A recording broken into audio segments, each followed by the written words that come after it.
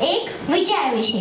માની લો આજે આપણી એલટી કહે કે નેક્સ્ટ 15 ડેઝમાં 40 એફએફ કરવાની છે અને દરેક મેમ્બરે 5 લાખનો બિઝનેસ આપવાનો છે વેલ્થ ફેમિલીને.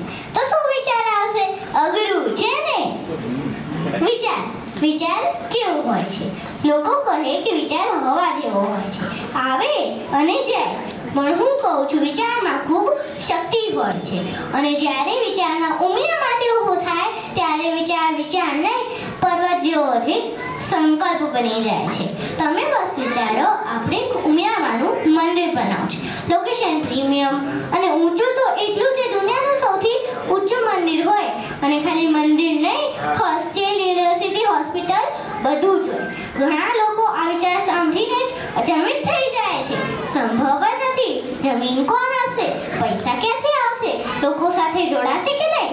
પણ શ્રી આરપી પટેલ સાહેબે ખાલી વિચાર નથી કર્યો, એમને વિચારને સતત મનન અને ચિંતનથી પર્વત જેવો અધિક સંકલ્પ બનાવ્યો.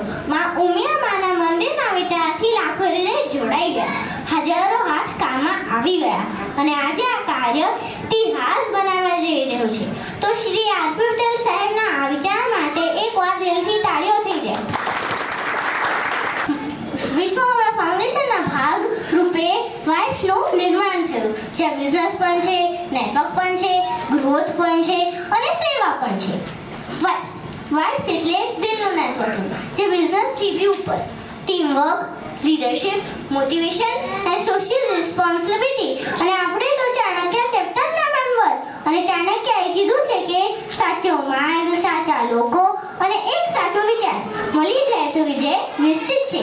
અને આપણો સૂત્ર છે રોજે રોજ મોજે મોજ. કારણ કે આપણે રોજ નવી એનર્જી, રોજ નવા વિચારો અને રોજ નવી પ્રગતિ સાથે આગળ વધીએ છીએ. અહીંયા હું મારી વાતને મારા જીગો સાથે પૂર્ણ કરું છું.